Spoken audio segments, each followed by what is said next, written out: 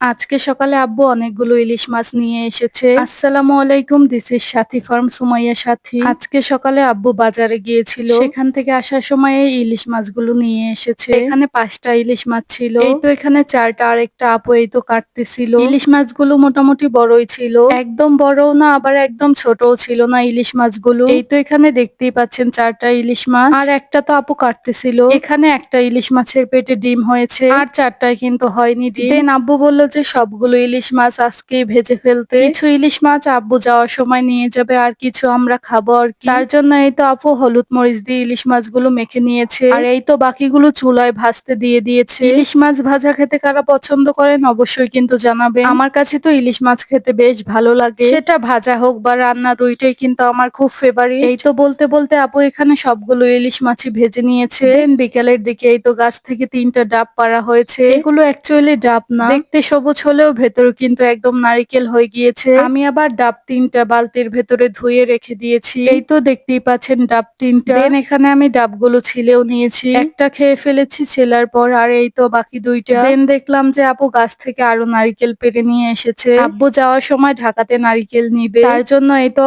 আপু এখানে অনেকগুলোই নারিকেল পেড়েছে। গাছে যতগুলো নারিকেল ছিল সবগুলোই পেরেছে আর কি। আর এই তো আমি যেই 2টা ডাব ছিলেছিলাম সেই 2টাও এখানে, এই 2টাও কিন্তু আব্বুকে দিয়ে দিব। আর এই তো আমি এখানে গুনতেছিলাম যে কতগুলো ডাব নারিকেল হলো। এখানে কিন্তু বেশ অনেকগুলোই ডাব আর নারিকেল ছিল। দেন আপু যে নারিকেল গুলো এনেছিল সেগুলোও কিন্তু ছিলে নিয়েছি। আর এই তো এখানে দেখতেই পাচ্ছেন ছিলার পর আরো একটা নারিকেল ভেঙে নিয়েছি। আর এই যে সবগুলো নারিকেলই কিন্তু আমি ছিলে নিয়েছি। আর এখানে একটা নারিকেলে কিন্তু একটু গছ হয়েছিল, তো আমি আবার ভাবতেছিলাম যে ভেতরে আবার ফোসকা টোসকা হয়েছে কিনা এটা। আর এই যে দেখেন ডাব আর নারিকেল কাটতে গিয়ে কতগুলো ছিলকা হয়েছে, রান্নাঘরটা পুরো ভরে গিয়েছে ছিলকা দিয়ে। এগুলোকে এখন পরিষ্কার করতে হবে। এই তো ছিল আজকের ভিডিও, আজকের মতো এই পর্যন্তই। Thank you so much for watching.